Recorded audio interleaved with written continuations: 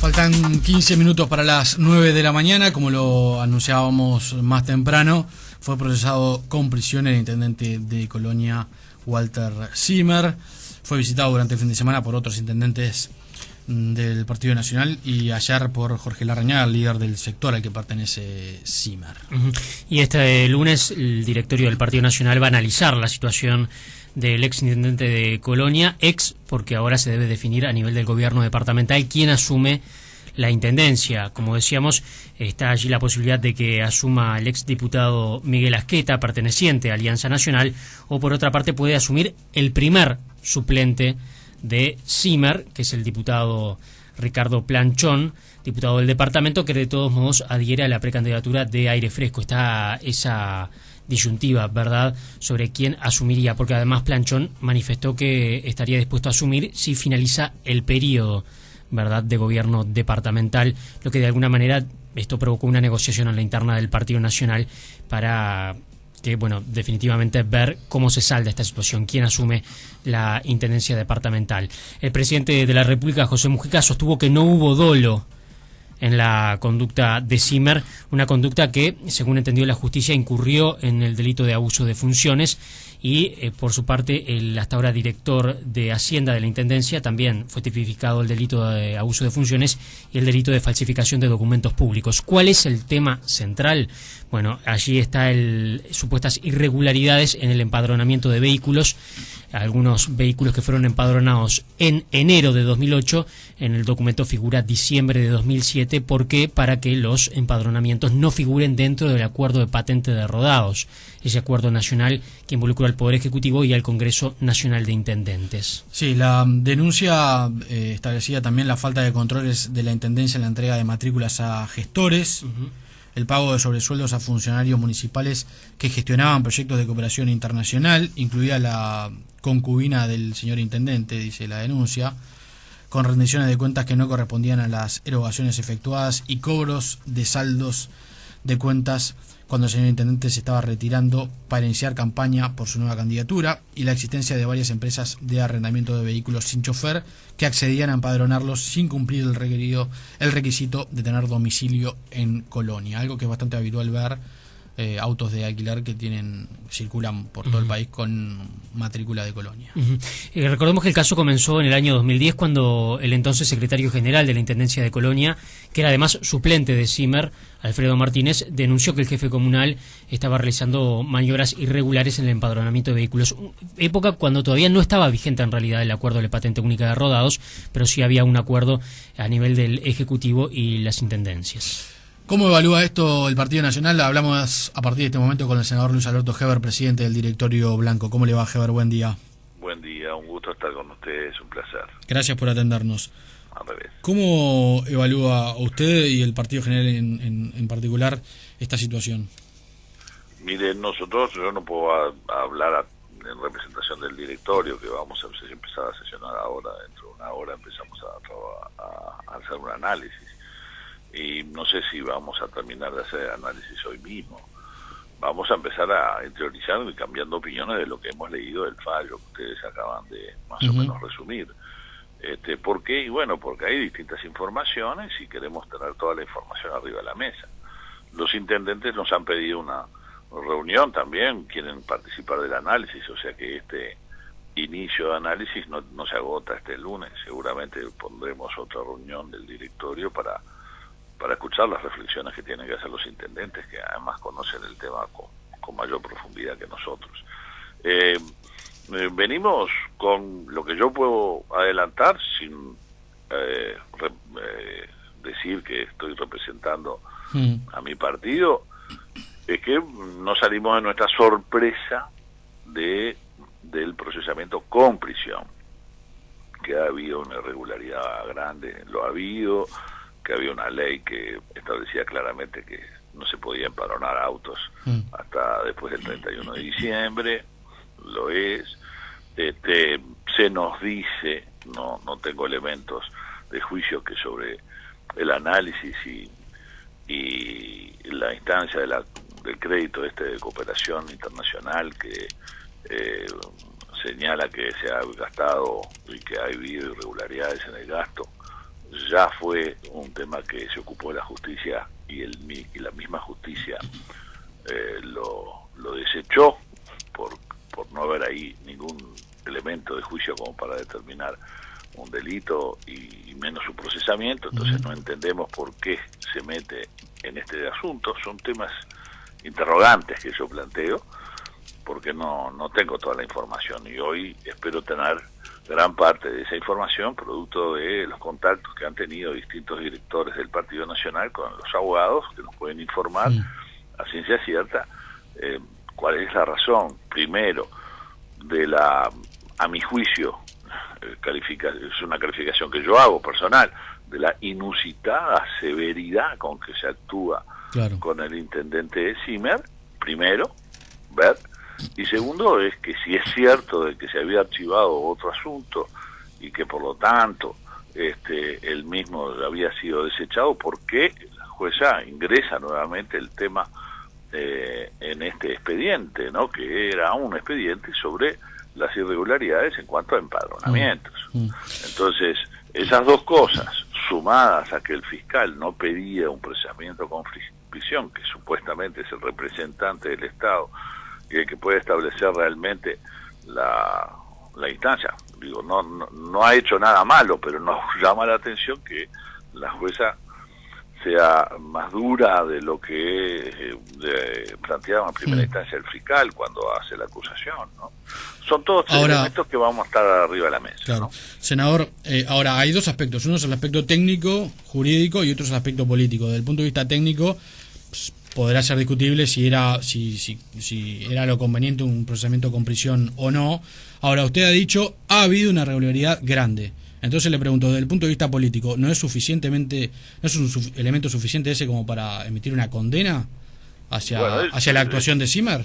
Bueno, vamos a ver si esa irregularidad es una irregularidad que roce a nuestro juicio el tema ético del comportamiento del jerarca en el ejercicio del cargo, y eso lo establece la Comisión de Ética de nuestro partido, ¿no? Que la tenemos formada, son 5 miembros y que van a analizar éticamente. Por eso no es el directorio directamente, sino con el asesoramiento de su Comisión de Ética que va a determinarlo, ¿no? Ahora, el correcto ejercicio del cargo supongo que es parte de una consideración ética también, no solamente llevarse plata para la casa, como dijo el propio intendente Zimmer el viernes. Sí, lo dijo también el presidente y lo dijeron. Digamos, eso es un aspecto que en política obviamente es grave, pero también ejercer mal el cargo supongo que es igualmente grave o tan grave. Sí, y eso lo será la Comisión de Ética, no nosotros. Ahora, una cosa es el procesamiento con prisión, la severidad de la pena, por qué ese es tan severo cuando en otros casos en donde de alguna manera se ve a las claras o la gente no entiende y nosotros tampoco entendemos por qué un juez determina la libertad de rapiñeros, de gente que asalta con mano armada, y por correr el plazo de empadronamiento se entiende que la gravedad del asunto y la peligrosidad que pueda tener necesita tener una prevención, que es tenerlo en prisión al intendente. Bueno, realmente no lo entendemos, lo tenemos que analizar, lo tenemos que ver cuál es la argumentación jurídica, porque nosotros respetamos al Poder Judicial, respetamos su independencia, pero podemos discrepar con sus fallos. Podemos decir, no coincidimos y no nos parece correcto este fallo, pero obviamente lo acataremos, no tenemos otra instancia. Los que creemos en la independencia del Poder Judicial es respetarlo incluso en su fallo, hasta incluso en el error.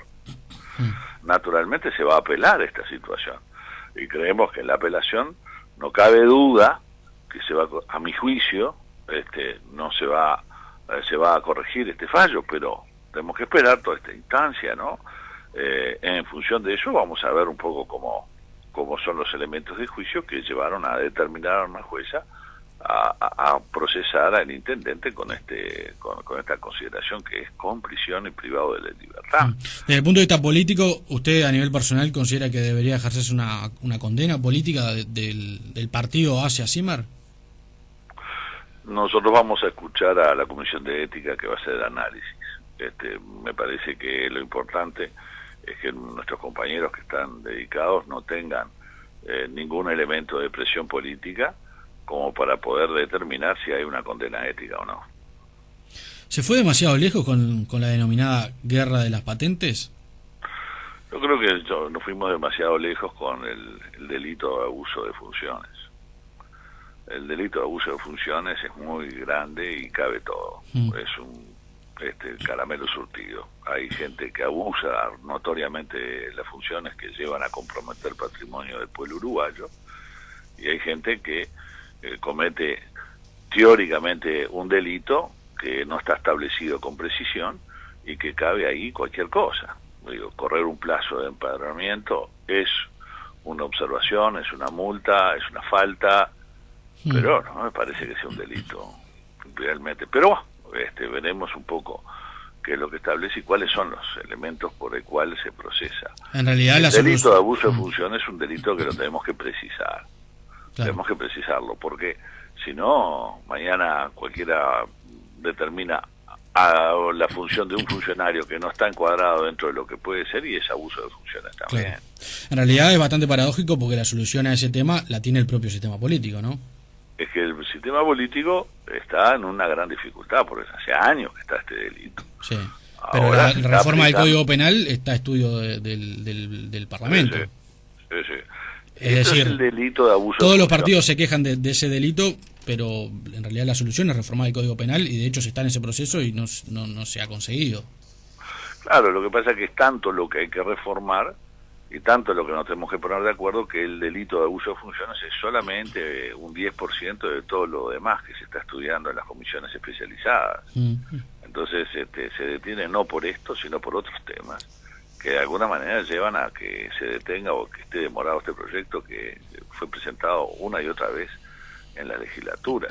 Pero si uno se acuerda, mira para atrás, el delito de abuso de funciones ha tenido últimamente, de la década del 90 hasta ahora, un auge en cuanto a su implementación. Antes no se veía que se aplicara este delito con la rigurosidad que ahora se está aplicando, en donde a veces puede entrar cualquier cosa, a notorias instancias. Por ejemplo, si yo le hago perder al Estado y al pueblo uruguayo, yo ante mí y sin consulta y pasando por arriba de las cartas orgánicas y de la ley que de alguna manera regula la acción de los jerarcas públicos, y hago perder dinero, bueno, tengo un abuso de funciones que llevó a una instancia en donde hemos perdido los uruguayos mucha plata y tiene que responder en ese sentido. Pero no hemos sustituido el delito de abuso de funciones por un delito muy concreto, que se establezca claramente y que se sepa que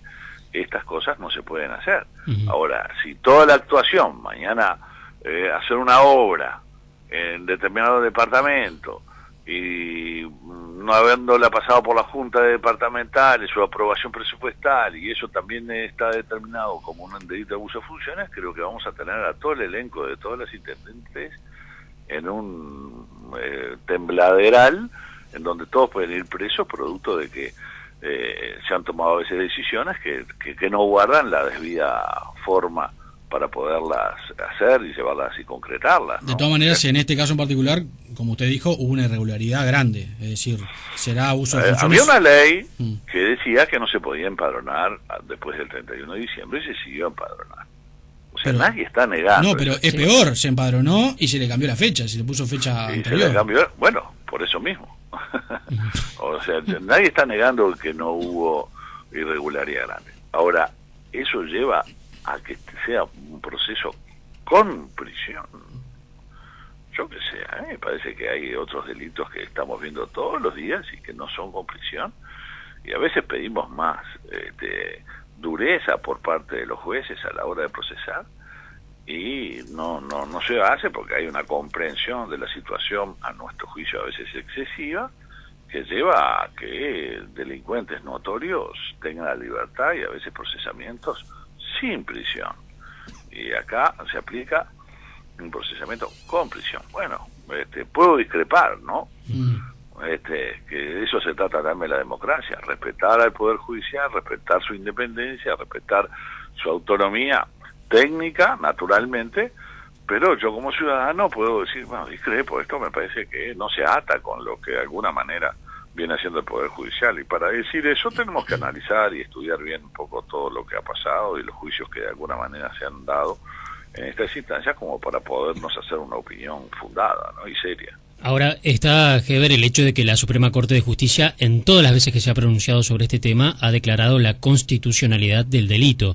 Y un delito que se puede aplicar en un montón de situaciones y que, por ejemplo, desde el Partido Nacional se dice, bueno, esta situación, si bien se enmarca dentro de una irregularidad, no ameritaría la prisión, pero lo mismo se dice, por ejemplo, desde el Frente Amplio con el caso Pluna, al decir, bueno, esto se trató de una llamada de teléfono al presidente del Banco República para que acomode un documento del aval o que instruya a subordinados a hacer este documento de aval, y se está a punto de procesar al ex ministro de Economía y al actual presidente del Banco República. Es decir, en todas las circunstancias donde se está aplicando, el sistema político condena la aplicación de este delito, que en realidad está apoyado y avalado legalmente por el máximo órgano jurisdiccional del país, ¿verdad?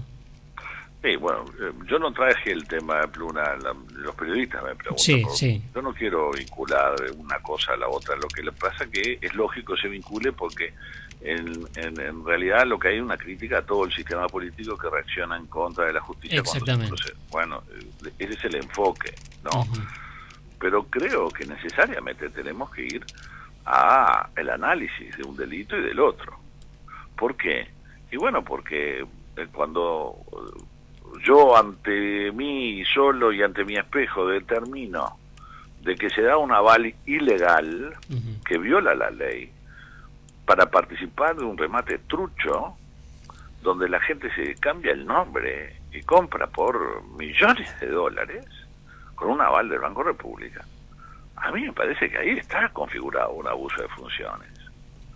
Porque no puede determinar ilegalmente un aval para que participe en una actuación de remate en donde ya estaba todo armado, en donde naturalmente todo el mundo sabe que fue algo, todo el mundo sabe y tiene la certeza y ya fue confirmado por los actores, ¿no?, que fueron llamados y presionados por los jerarcas para dar el aval. Entonces no es lo mismo. ¿Por qué no es lo mismo? Bueno, porque causó un daño enorme. Entonces me parece que el abuso de funciones, el delito, la reglamentación de este delito, tiene que de alguna manera estar atado con el daño que causa a todos los uruguayos que no tenemos nada que ver y que hemos perdido 300 millones de dólares de un negocio que fue una estafa, y que además en el proceso de venta o tratar de buscarla, salvar un poco la empresa, perdimos 13 millones de dólares más en un aval que fue totalmente ilegal. Claro. Entonces, no, me parece que son casos en donde en la bolsa de abuso de funciones se meten muchos temas que son muy diversos, muy distintos. Es distinto que un jerarca en la administración pública determine que haga, porque tiene cariño por su departamento, que fue el que lo designó, haga más pozos en su departamento para de alguna manera cumplir un poco con la gente que no es un delito para mí, sino que es una mala administración porque concentró la acción de determinado organismo en un departamento al cual él pertenece y le tiene cariño, que me parece que no está para torcer o inclinar la balanza hacia un departamento en desmedro del resto del país, que es una mala administración, a tener y terminar siendo preso por delito de abuso de funciones. O sea, hay casos en donde naturalmente tenemos que ir. Nosotros echamos de pique, hizo facto al secretario general de la Intendencia de Paysandú cuando se descubrió los escándalos de la casita donde hacían fiestas, incluso con menores, algo que debemos rechazar. Pero ¿por qué actuamos de esa manera tan rápido?